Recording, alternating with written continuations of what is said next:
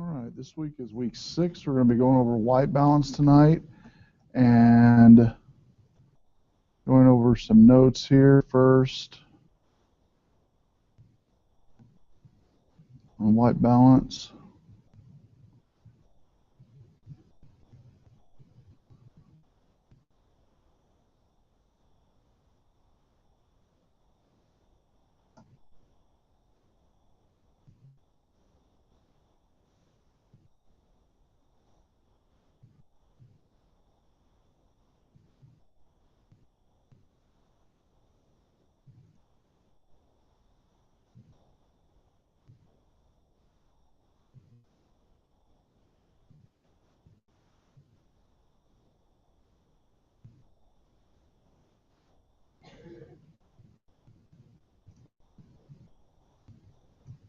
Okay, first one we're going to go over. So on your camera, you do have what's called white balance. And basically, as we talked about already this semester, in order to have true color, to know the true color, you have to know the true white.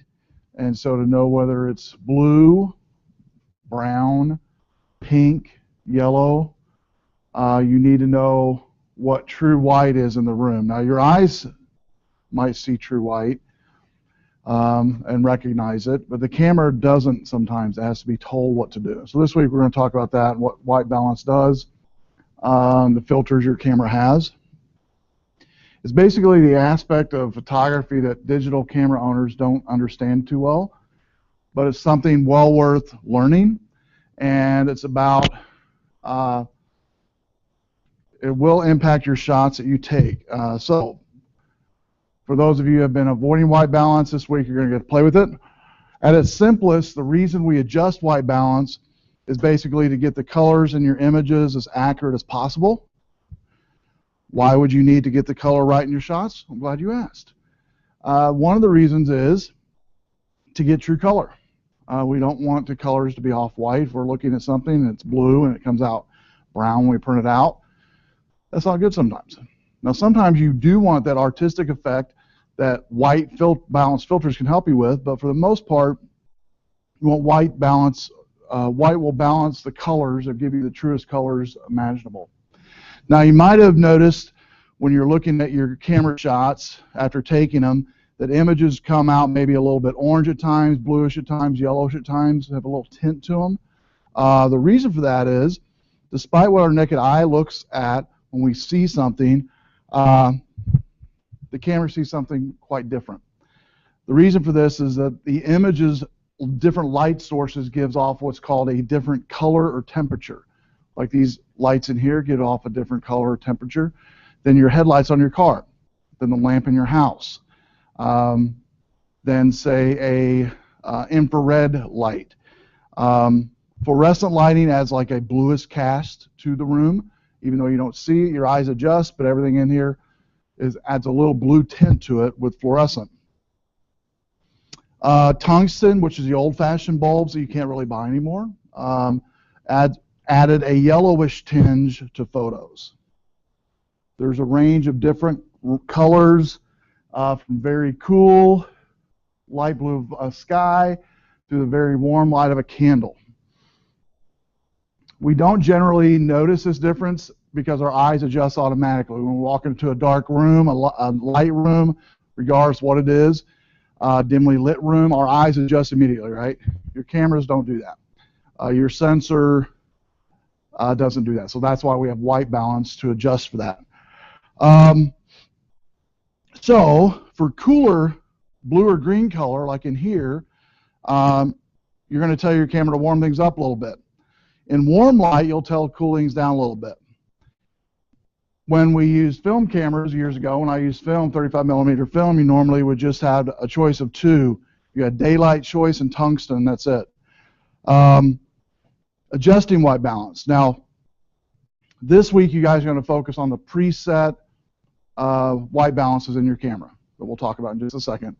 But we will also, some of your cameras have the ability of what's called manual white balance, which we'll talk about that as well. So adjusting a white balance, depending on your camera, has different ways of adjusting white balance. So ultimately, you just need to look at your manual in your camera, to look at the specifics of how to change things white balance wise. Having said this, almost all digital cameras have some type of automatic and semi-automatic modes to adjust. Here's some presets your camera might have. Auto would be the first out of the box. This is makes the best guess shot by shot. You'll find it in most situations works fine. Tungsten, the old-fashioned light bulbs. This mode is usually symbolized with a light bulb, a tungsten light bulb, which basically is something like this. And then it'll have like a little dashes on the top or something. And basically this is good for cooling things down, adding some blue. Fluorescent, like in here, compensates for the coolness or slightly green of the fluorescent light and will warm up your shots. You could have different fluorescent options, by the way, since there's so many different types of fluorescent bulbs today, especially with the twirly type bulbs you guys see at the store and you have at home probably. There's a whole bunch of different types. Some of your cameras might even have an LED white balance, because that's a popular light source now. Sunlight and daylight, or sunny and daylight. Not all cameras have this, but most do. Basically what it's going to do is warm up the shot, adding yellow and orangish tints to it. Cloudy, this will generally warm things up a touch, more than daylight mode. And then flash, the flash of your camera will give off a lot of light, cool light, and so what this is going to do is basically warm it up. Shade, the light in the shade outside or even indoors is generally cooler or bluer than shooting in direct sunlight, so you'll warm things up with that. Now, manual white balance we're going to talk about, but before we do, I'm going to bring it to this section. I'm going to give you a piece of paper here.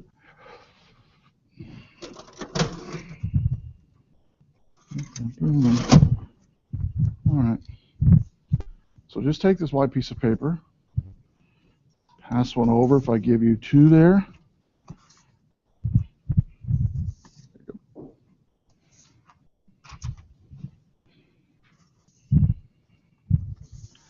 What I'd like you to do is, with this piece of paper, we're going to take it and fold it in half this way once. Fold it in half this way once. So we're going to take it and fold it in half like this.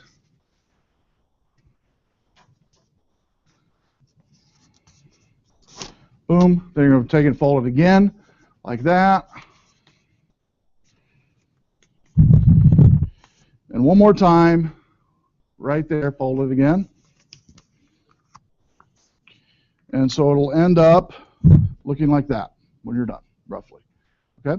And you can keep that in your camera bag.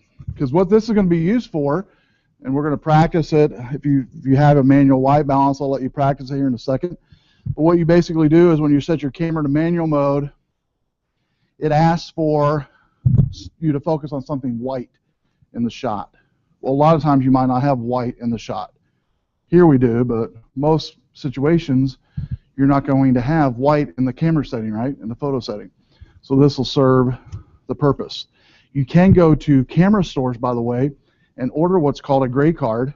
They call it a gray card even though it's white, that you can purchase. Well, it's about this size, but this does the same thing. I've used these for years, just white paper. So keep that with you. We'll use it in just a second. So in most cases, you can get pretty accurate with the presets that we've talked about so far. But some digital cameras, like most of your DSLRs or even your upper end or mid-level point and shoot, do have a manual white balance adjustment. This way, the way you use it basically varies a little bit between cameras, but you basically tell your camera what white should look like. It takes a picture of it, and it uses that as the reference for your shot. You can do this by buying one yourself, as I mentioned, called a gray card. Or you can find other appropriate colored objects, even a sheet of paper like we're using tonight. So we're going to look at some shots of photos here in a second, and I want you to notice some differences. And again, all the differences in the world in these photos have to do with the source white that the sensor thinks it is. So the first shot is some books taken in an auto white balance mode. I'm going to blow this up a little bit here.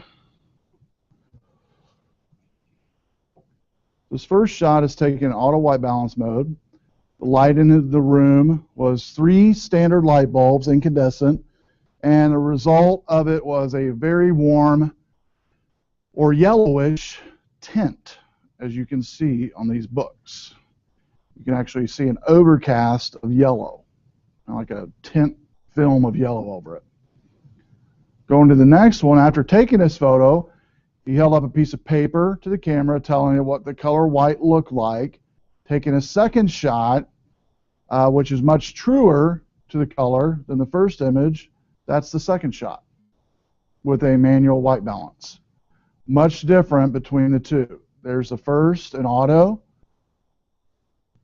There's a second with manual white balance. So the colors are much truer with the manual adjustment. It's not too difficult to do. Most students, when you're learning how to use manual white balance, it tells you on your menu exactly what to do and when to do it. An example would be some of your cameras, when you set it to white balance, will tell you put your white source in front of the camera, press the button halfway down on focus, and take the picture. You take the picture, it stores that white whatever in your camera and uses that as a source for your next shot. Most cameras, when you're using manual white balance, you have to do it each time. Okay, some of your cameras, bless you, will actually allow you to store your white card in the camera internal memory, and you only have to do it once. So it depends upon your camera, whether you have to do it every time or just once. So let's look at some more creative uses of white balance, and bless you, then before we're done here, we'll go around. While I'm talking, you might be looking at your camera's menu, specifically white balance. Look for that and see if you can find the manual part of white balance on your camera while we're talking about these next few minutes.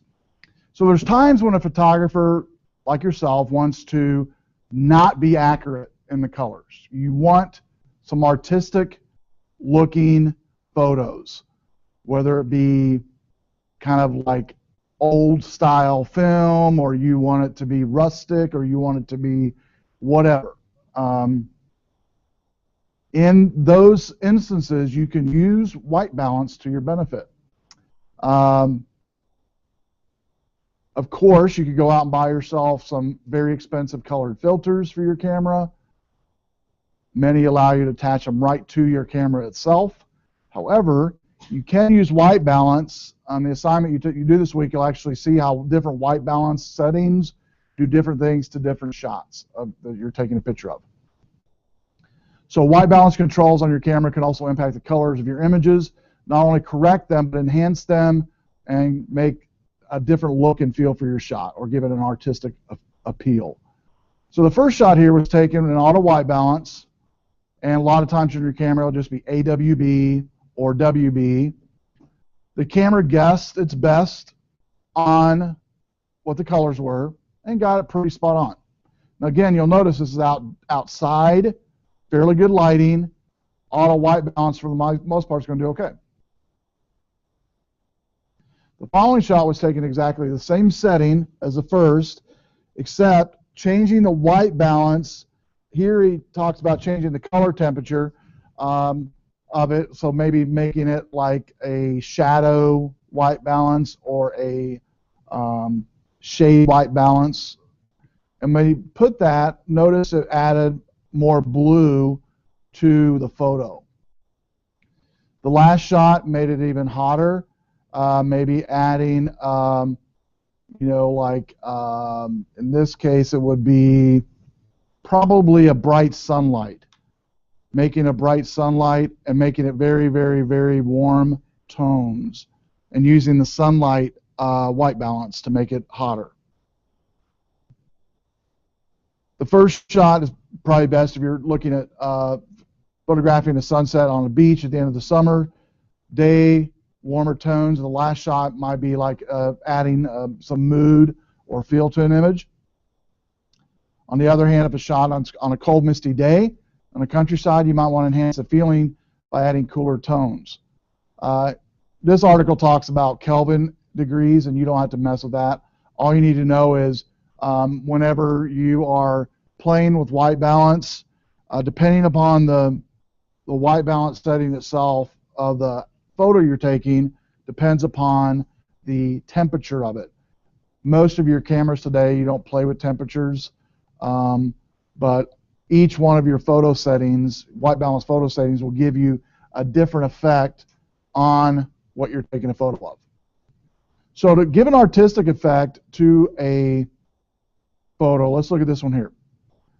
Maybe you are not tan, like I'm not, and you would like to be tan. What you can do, like this guy did, is deliberately putting in the wrong white balance to give an artistic effect.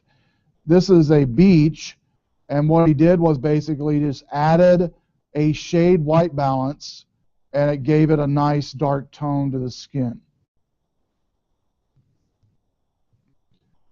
By saying it was cloudy, but it wasn't. It was very dark, very bright outside. So you can manipulate it that way. Here's one of taking it and making it look very, very cold here, and playing with it to where taking the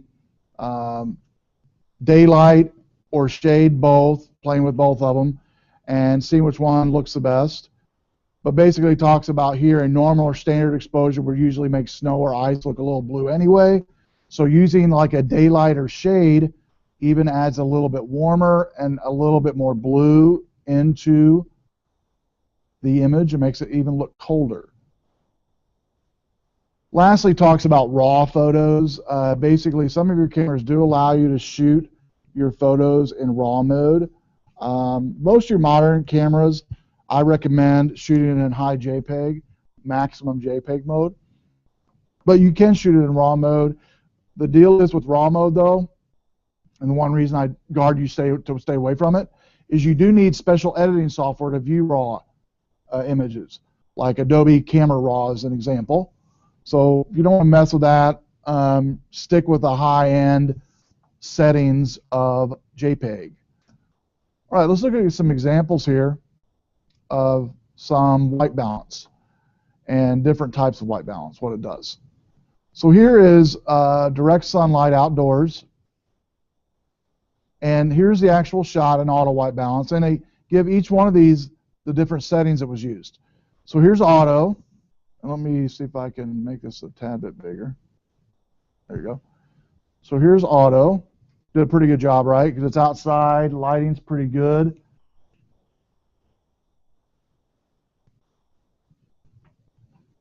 Lighting's pretty good on that. And I'm going to turn on that backlight, front light. So auto white balance, again, when it's nice, direct sunlight or good sunlight, it does a pretty good job in auto, which this is right here. Now we're going to see in just a second the effects of applying the very same photo setting here, photo setting, to different white balance modes.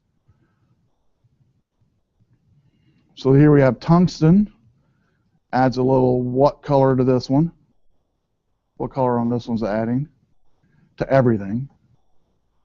Blue. I mean, there's blue here already, but it adds blue to everything basically.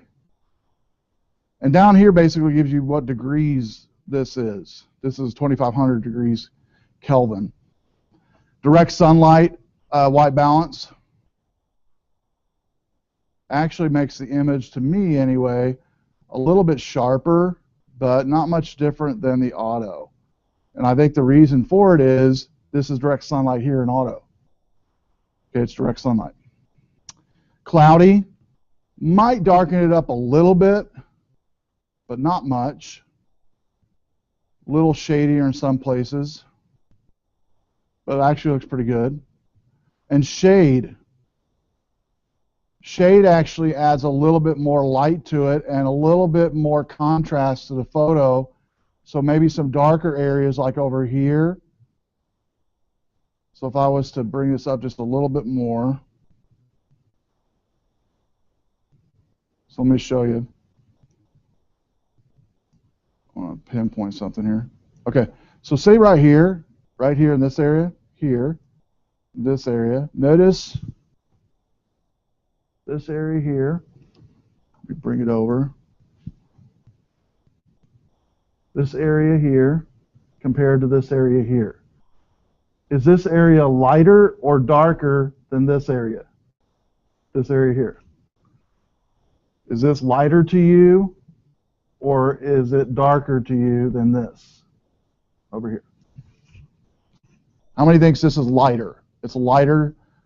It brings more light here in the shade auto white balance than here. How many thinks that's the case? This brings more light into it on this one. All right?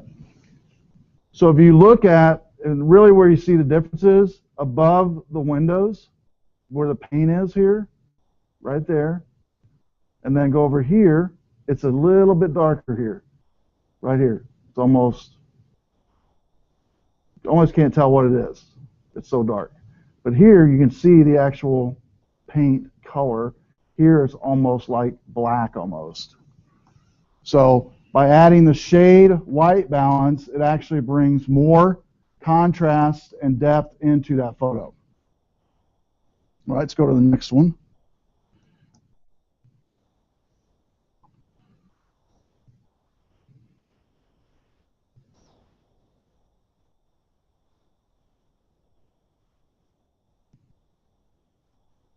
All right, so this is a white car in an open garage, so kind of shady a little bit, but it's set to auto white balance.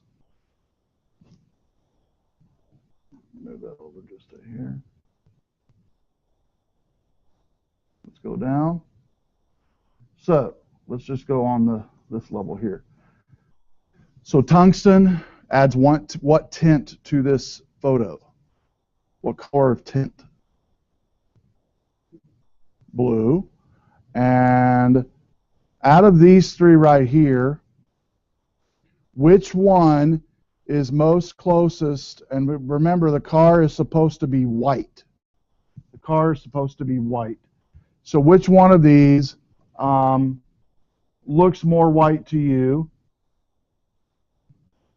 Let's say, how many thinks this one here, direct sunlight? Direct sunlight? How many thinks cloudy? How many thinks shade? Okay. So yeah, if you pick like direct sunlight or cloudy, that's the two whitest. And being on this overhead projector, not the greatest on white. But those are the two that make this one actually on my monitor anyway looks a little tan on the shade one. I don't know if you're looking at it with me, but this looks kind of tan almost. Now next we have a normal looking refrigerator here with the old refrigerator lighting. It's got some Dasani water and some milk and some fresh bush berries. So no special lighting there, it's just auto setting only. Now let's look at some different effects. So here on the left is tungsten. And tungsten actually, out of all of these selections, as far as bringing out the true colors of the objects, probably does the best. So if you notice the white milk, the white walls in the refrigerator, all really come out pretty close to perfect on tungsten than in direct sunlight, cloudy, and the right one there is shade. Okay?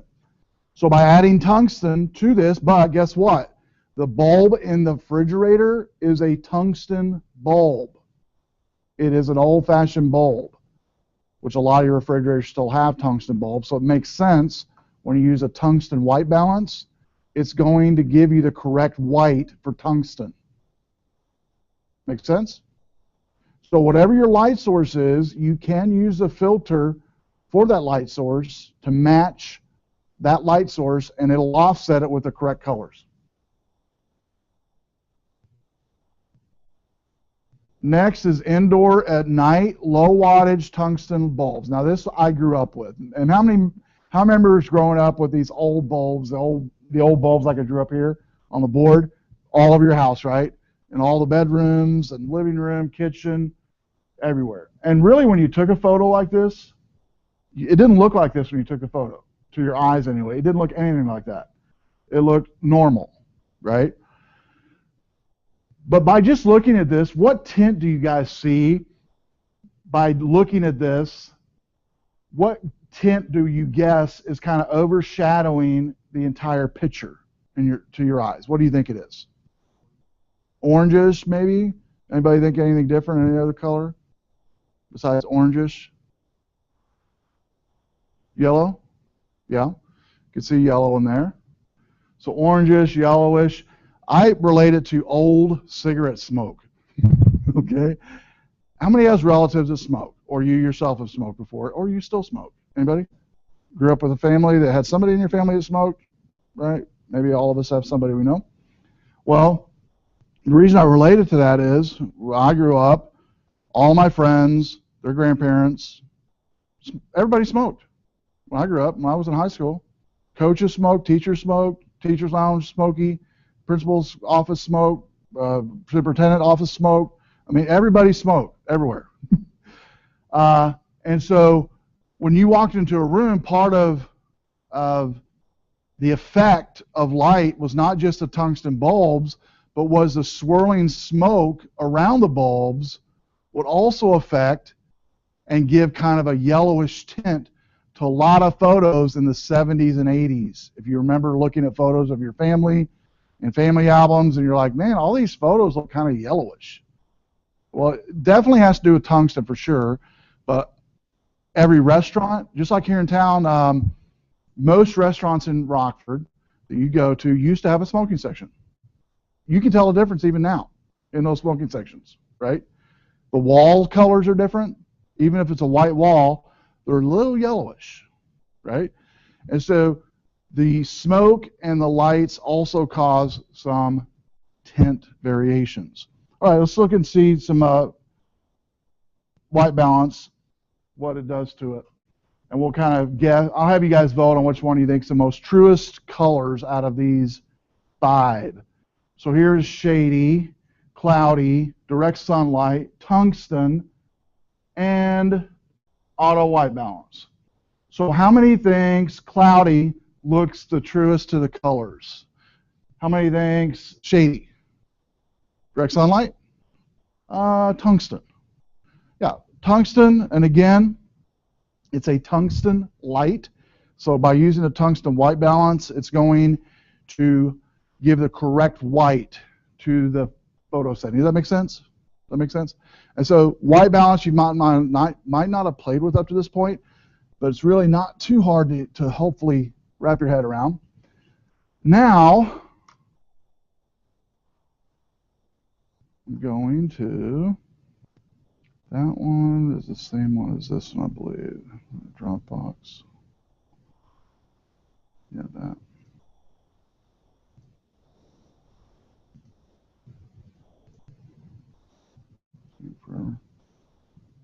This one's supposed to have a,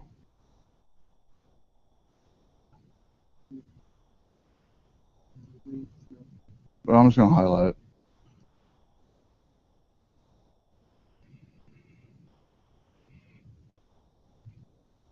This is actually supposed to be a kind of an animation thing, if it's still working. So the internet was kind of slow earlier. There we go. Okay, yeah, there we go, cool. All right, so this is just a kind of a simulation of kind of what happens when you select a different white balance. So here's a white bloodroot flower was photographed against a fallen birch tree using a variety of white balance settings. And the effects the settings have on the colors in the image range from very subtle to very dramatic. So some of your icons, by the way, in your camera will look just like these for your different white balance settings. So here we have cloudy, tungsten. Cloudy, you'll notice, adds a little darkness to it. Tungsten, a little bluish. Auto white balance does the best guess there, not too bad. Flash adds a little bit more brightness to it. What about this one, fluorescent? What color dimension does that add to the whole picture to you? Anybody? Bluish? Yeah. What about this one? I'll go back to like fluorescent, and then I want you to notice the middle of the flower when I go from fluorescent to daylight. What do you notice different big time? And even the leaves of the flower. The middle of the flower here and the leaves I want you to notice when I go to daylight. What do you notice happening to the leaves and the middle of the flower when I go to daylight? Are the colors popping out in daylight more so than in fluorescent? Yeah, they're really coming out big time on daylight. And then shade gets rid of that pop color, you know, really making it nice and adding more grayness to it.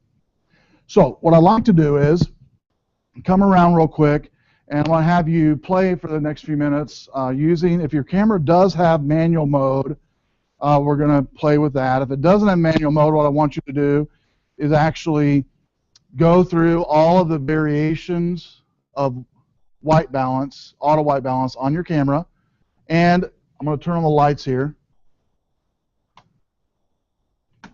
or not. There's that one. Guess that's it. Let's see if I can turn these up here. So what I want you to do is like just focus on, like, say, your monitor in front of you. Focus on the monitor in front of you, the one right in front of you, and you're going to take, let's do like sunlight, shade, and let's also do sunlight, shade, and if you have fireworks, do that one. Sunlight, shade, and fireworks. If you don't have fireworks, do sunlight, shade, and fluorescent. Sunlight, shade, and fluorescent. Let's do that. There you go. All right, so do that on your monitor. It's right in front of you. You might tap the space bar on your monitor so you can actually see some light, a mode from your monitor. So tap the space bar on your monitor to have the light come out. And then take your camera and do shade, sunny, and let's do fluorescent. Shade, sunny, fluorescent. And if you have fireworks, you can do that one too. Just play with 3 or 4 of the auto. Give you a few moments to do that. And see if you notice any difference in the photos, or what differences you do notice.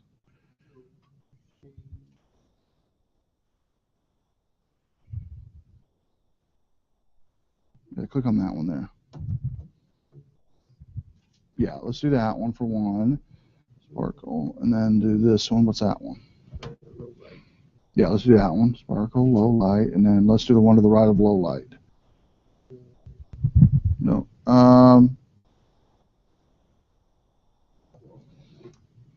Let's just do these two here only. Yep, do those two only. Yep. If you need any help, I'll help you as I come by. Yep. I'm not doing this right. Well, what setting? Where's your white balance that you're playing with here? I want to see that. Is this it? Nope. Oh. You should be able to get to the white balance from your auto mode or your manual mode, either one. Here, let me see your camera. Oops, sorry. That's an old digital. No, it'll have it. It's going to be on your menu though. Your menu, just press your menu button, and it's right there, auto. Press it, and you've got auto, daylight, tungsten, fluorescent, and open shade. Let's do it in here. Daylight, tungsten, and fluorescent, just on your monitor. Do all 3. Okay? Anybody else need help finding your photo settings for the 3?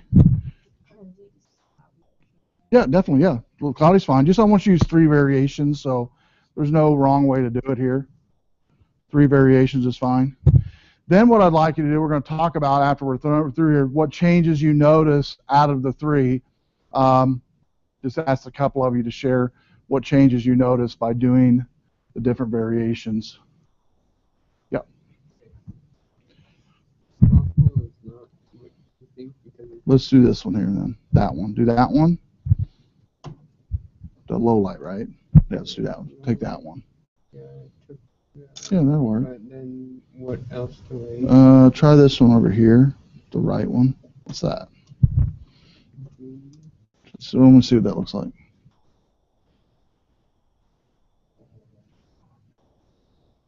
Yeah. It adds a hazy kind of thing to it. Let's do that. Yeah, that'll work. So let's just do those two. Do we want to do something with? No, don't mess with that. Just do those two. This one and this one. That's it. Okay. All right. So what did you guys notice on the when you changed it up? Which one of the three that you took looked the best out of the three? Somebody want to volunteer? Anybody? What was it? Fluorescent looked the best. And what three did you choose?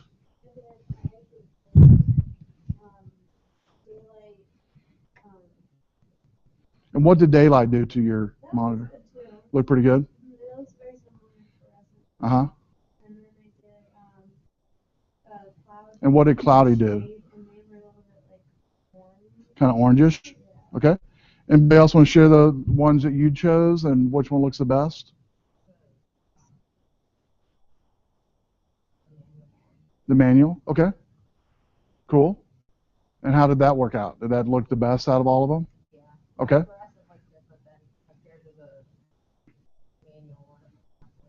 Okay.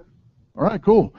Well, now that brings me to what, I'm glad you said manual. If you do have manual mode, your camera will tell you if you have it. It'll be in the white balance area. And I know some of yours does. So let's spend a minute or two here looking at your manual white balance setting in your camera, following the instructions on what to do. Take the picture of your paper I gave you for the source white balance, then take the picture of your monitor and kind of compare it against the ones you've already taken. If you don't have manual, don't worry about it. And manual is not going to be in the assignment as far as a required thing. I'm putting it in there as an optional thing, but not as required. And so kind of if you do have manual, play with that for the next moment or two here. And take a photo of your monitor using the manual mode and see what differences that looks like as far as outcome. And if you need help, let me know. I can help you. But most of your cameras will have pretty good instructions on what to do. How'd yours turn out?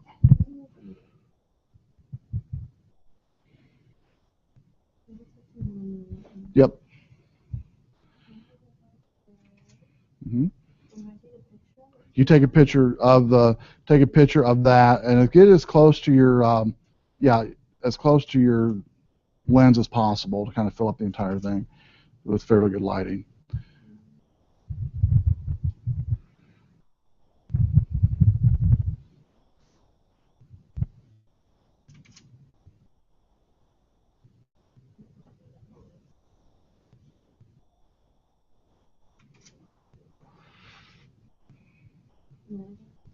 Yep, and then take one right after you set the manual and see what you think. Yeah, pretty good. Cool. Anybody else need help on your manual? I know you had manual on yours. Anybody else need help? Okay, so we went over the couple 2 or 3 settings of auto, went over manual for those who had it. So what do you think? Pretty hard, pretty easy? Pretty easy, right?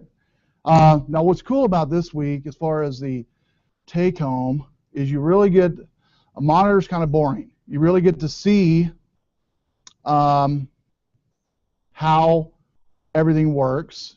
So I've got a little video here we're going to watch. It's basically a very small video on white balance, but let me download this so it'll be easier to watch here.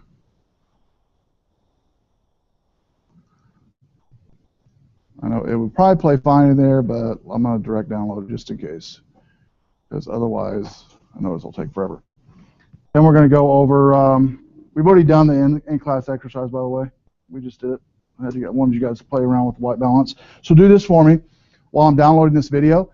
In 6 in-class exercise, what I'd like you to do is those pictures that you just took tonight, I know some of you don't have your USB cord with you or anything.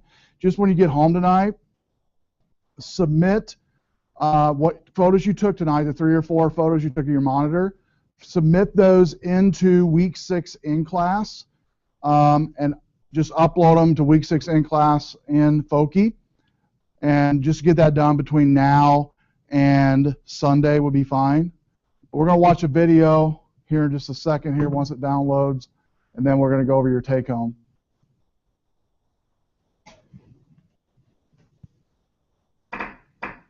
Oh, that's loud.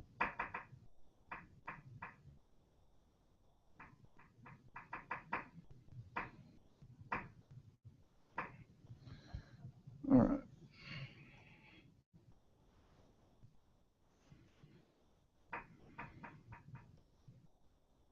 Hello, welcome once again to Photography 97. Today's topic is custom white balance.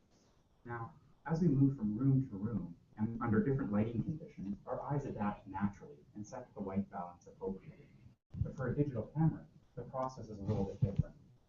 Now, most digital cameras have an automatic white balance setting, and this does a pretty good job, but unfortunately, it's only approximate. Now, if you're serious about getting proper colors, proper skin tones, and having a proper color workflow, you're going to want to set the white balance manually. Unfortunately, this is a fairly easy process. What you're going to need is a spectrally neutral ray card, like the following. You don't need it. White piece of paper works fine. If you're shooting in RAW, the process is very simple. All you need to do is take a picture of this card with your model under the right lighting conditions, and in post-processing, you can just select a portion of this to set the white balance, and then sync that across all of the images. Now, if you're shooting in JPEG or video, it's quite crucial that you set the white balance in camera. Now, to do that, each camera system will be slightly different, but it'll likely involve taking a picture of a gray card like this, and then under the menu system, once you've filled the frame with this card, in the menu system, select the image of this card as your reference point, and then click OK or agree to set the custom white balance for that image. Now, the second step will likely be changing the white balance from automatic down to the custom setting, and the icon typically looks like this. I just want to reiterate, if you're serious about a good color workflow, it's very crucial that you set the white balance manually and not rely upon the approximate white balance that's achieved by the automatic white balance setting of the camera. All right, until next time. All right, so we've already done the in-class. Let's go over the take-home. What you're going to do on this one for your take-home this week is set your ISO to either auto or kind of around 100 is fine, or some of your cameras have 80, but 100 would be good. Set the max picture size, and I've already went over this earlier a little bit. Set the max picture size and kind of keep it this way the rest of the semester, and compression to best quality JPEG. So you'll have to go in the settings of your camera to find this, and some of your cameras are probably already set this way at factory, but just check to make sure your picture size is max and compression is best quality JPEG. Some of you might have a high quality JPEG, that would work as well. Number 3, you're going to use the auto white balance this week and shoot 4 pictures of each of the below with the below light settings. So you're going to do 4 pictures, and each picture, each photo setting, you're going to do direct sunlight, in the shade, under tungsten, and fluorescent. All right. Now, some of your cameras, if they don't have tungsten light as a setting in there, just disregard it. But all of yours should have direct sunlight, in the shade, and under fluorescent. Under tungsten light, you might have to disregard it as well if you do not have a place to go that has tungsten lights anymore. Beefaroo does, I know, restaurant-wise. A number of hardware stores do. Everywhere else in town, retail-wise, is going to have fluorescence for the most part, and most of your homes have fluorescence. So you might have to look a little bit to find a tungsten light. So you'll find a photo setting that has direct sunlight, one that has shade, one that has tungsten, and one that has fluorescent. Does that make sense? So here's fluorescent. Beefaroo, we could say it could be tungsten. Shade could be tomorrow at, noon outside your workplace by a tree that's really shady or something. And then in direct sunlight tomorrow at noon, 1 o'clock or whatever. Those 4 type of photo settings. Make sense? Then you're going to set the white balance in each one of those settings, photo settings. You're going to set the white balance to sunlight and shoot all of those images, or shoot in all those images. So basically you're going to do in direct sunlight, shade, under tungsten, and fluorescent. You're going to use sunlight. Then you're going to choose a correct balance for the above and then reshoot it. So let's just look at the chart here. So basically you're going to do, here's a condition of where you're taking the photo at. Sunlight, shade, tungsten, fluorescent. Here are the settings I want you to take for each one. For sunlight condition, I want you to do auto setting, sunlight, and then the correct setting, which would be sunlight. Condition shade, auto, sunlight, and the correct shade. Tungsten, auto, sunlight, correct tungsten. Fluorescent, auto, sunlight, and then the correct setting, fluorescent. Make sense? So you'll end up having at the end of the day 12 photos that you'll take. You'll upload those to week 6, and all I need you to do in the comment section of each photo is say what the setting was for your white balance. So example, auto 1, auto 2, auto 3, sunlight 1, sunlight 2, sunlight 3, sunlight 4, correct 1, correct 2, correct 3, correct 4. Questions so far? All right, challenge is optional here because not everybody has manual. If you want to throw in manual, if you have manual, you can. Just label it accordingly when you upload your photos. Questions? Guess what? We're done. If you have any questions at all about anything as far as white balance goes, come and ask me. Just to kind of look ahead a little bit here, this is week 6. Week 11 and 12, we're coming up pretty close. You will be doing and putting together your portfolio. And so I already have them up here. Anytime you want to come look at them, I keep them up here. And you can look at the portfolios that prior semesters have done that have left them behind. A lot of students just did duplicates. I graded one. They gave me one. And basically, like Tiffany's here, all yours will have it. You have a resume. I'll give you a template for a resume targeted towards being a photographer or a designer, graphic designer of some type. You'll do thumbnails of all the photos you took or photos you have taken. I mentioned this the first week of class when I talked about this. In the final portfolio, you can use photos you've already taken. It doesn't have to be just from this class. All right? You will choose in week 11 and 12 your final profession. So some of you might choose, say, sports photography, might choose art, might choose fashion, might choose retail photography, like placement of objects and things in stores, bands, going out and doing concerts and stuff like that. Some students have done in the past. I even had a student 2 semesters ago. She had 5 kids. She did a CSI investigation photography profession, and she used her kids as kind of the people on the floor with the tape around them and took pictures of them and did the little tents around it with numbers like they do in CSI, so it's kind of cool.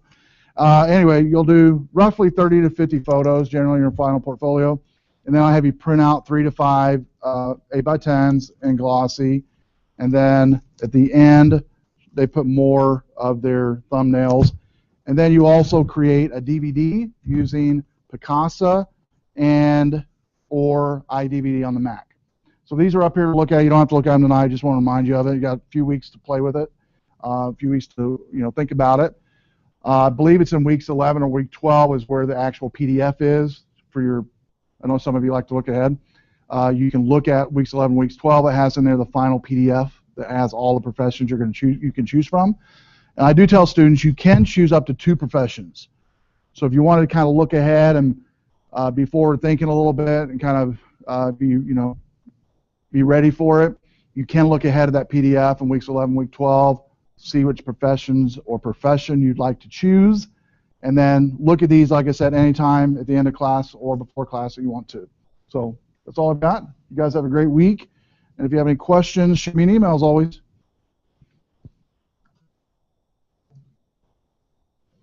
Yeah, buddy. Okay. I don't know how to do